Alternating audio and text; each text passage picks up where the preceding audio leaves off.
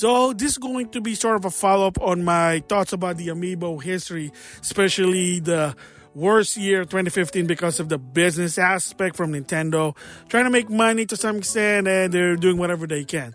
So in this particular video, I want to give my thoughts on are the tidbit that interesting what happened, the name behind it, the idea behind that, and very interesting part, how Kit and Krysta, when they were still working at Nintendo as a PR, they were really freaking out about an amiibo because, let's just say, prototype costs a lot of money, and I'll explain that later. So first of all, the name amiibo. So credit to Kit. Apparently, the word ami means friends in French. And of course, me, because of the me's, which basically, if you don't know what that story, they talk about it, that the idea of putting your digital self in a video game, me, that's why the me character with two eyes, just trying to be funny about it, but you get it. So, me with two eyes. So first, ami, friends, me as your me, and then bo came from Japanese as in robot. And if you watch any Japanese anime or Super Sentai, yeah, I'm going there, they don't say robot, they say robo, and that's the thing. So that's why amiibo, or to be precise, friend robot, not really related to Rob the Robot or your robotic buddy in Japan, family robot, but yeah, amiibo means friends robot. So that makes sense. I like it. Kind of makes sense rather than we, which if you don't know why we means we the people, anybody can play video game. You is we can play, anyone can play. You as the hardcore player can also play. So that's why you, but you get the idea there. Okay, so back with amiibo. Interesting. So of course, in May of 2014, like I said, in a financial report, Iwata kind of showed a chart about how amiibo works, a bit different than Skylander, Lego Dimension, Disney Infinity, etc., etc., etc. And yeah, I mean, I have to admit, it's come in handy. Like I said, it's your investment, permanent, $15 season pass because you can use it in different game. You unlock stuff. And like, again, if you like collecting figurines, they're good quality. But of course, in the beginning, the quality was bad, especially with Mart and Villager, and to some extent, even others. The quality, the model were not good. And then unfortunately, to some extent, that unless you bought the restock version, they were better quality, which I did with the Mart, had a better face. But in the beginning, yeah, they were bad.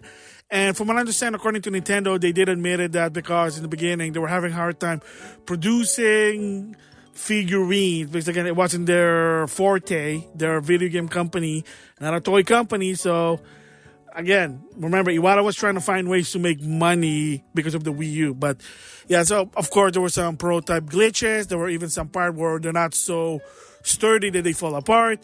I remember myself, I bought an Ocarina of Time Link from the Zelda collection, and the flute, the ocarina, fell apart. I'm like, oh, really? This is lame. But there was even the infamous 2-arm cannon Samus, and that apparently put on eBay. It's like worth thousands of dollars. I mean, it is what it is. But that should be a good idea, like in the long run, Metroid, maybe Metroid Prime 4 double cannon. But you get the idea because they're trying to learn how to produce them. And of course, there were even, like I said, I talked about it before, that Iwata admitted that some of the amiibo, they were not getting a justified return. Case in point, for $13, Lucina and Robin, due to the paint, the model, the quality, they're like, oh, wow, man, we're not getting a lot of return. And you're selling it for $13. That's why push come to shove in the later amiibo releases, they were now $16. Yes, it is an inflation. I think in an investment report, someone did admit, they said they had to do that because of it. And like I said, now they're controversy to some extent. It depends on the amiibo size. Zelda and Loftwing was $24. Ganondorf was actually $24 because it's a bit bigger. Mio and Noah was $40. And I mean, it depends on the quality and how much research they use to a certain amiibo. They probably have to readjust the price. It is what it is there. So, I mean, it is what it is. What can you do about it? And then, of course, now the infamous prototype during E3 2014. So, Kit and Krysta talk about their experience seeing the amiibo for the first time. And apparently you got 3 weirdos. I'm sorry, they're like weirdos. But I guess if your prototype's worth hundreds of dollars, you're going to have to protect that with your life to some extent, or all that money down the drain. And then, Nintendo's probably going to go in the red more. Haha. But yeah, so the story, what Kit Krysta was saying, that they saw one guy with a suitcase and he had handcuffs, so just in case people trying to steal it. And I guess there were some other people, like someone's in charge of cleaning the amiibo. Even there was someone that has to inspect the amiibo just in case that nothing happened. Because they have like really minor, small prototypes, and they had to show it. Like Bill Trenton, they showed it on the Nintendo Direct at E3 2014, and then on the Nintendo Minute with Kit and Krysta, they even were telling both of them a lot of things. They're even scaring them, basically being, they're being preempted attack because, again, they're very, very protective about it because that's their investment. And some guy trying to scare Kit and Krysta and said, don't break it. Like, dude, they're not that stupid, but again, they just want to make sure they're trying to cover their bases. Even so, they act like asshole. I'm sorry. Like, the way they tell the story rubs me the wrong way. That it makes me want to punch the guy just trying to say to Kit Krysta, don't break it. Like a weird, like you're trying to terrorize him or something. But I get the idea behind it. It's just funny. And the guy was also trying to be like, I'm keeping an eye on you. Don't mess this amiibo up, whatever. And that they were being told what to do. Don't touch anything, only the base. Show only a certain part of the amiibo. Because, again, according to Kit and Krysta, that because the prototype are not sturdy, and that if that breaks, you lost a lot of hundreds of dollars. That's what it is. I mean, of course, that's their livelihood. So Kit was very nervous. That's why he admitted that he got scared when holding the amiibo, because if something goes wrong, if it's a quote-unquote accident, hey, you're probably going to get reprimanded, because that's, again, a lot of investment down the drain. So they were very careful. Of course, nothing happened. Of course, they're very, very protective. It sort of makes sense, because if you didn't know, there was an E3 when they showcased on the PlayStation 2, during the PlayStation era, Metal Gear Solid 3 Snake Eater on the PSO. They had like a E3 disc. It's a demo on a disc. And apparently during E3, some jackass, believe it or not, some jackass stole the disc, and from what I understand, the story was that they never really found it.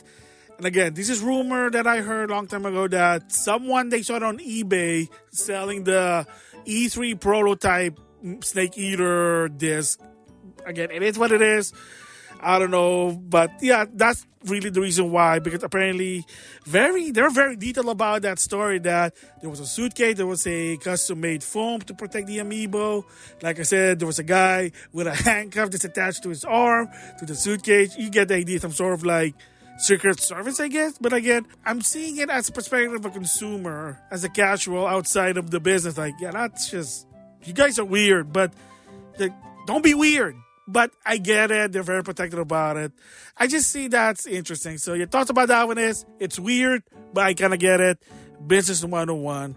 Because now if you like buy those amiibo, they're sturdy. But again, it's a prototype. Cost, like I said, probably hundreds of dollars.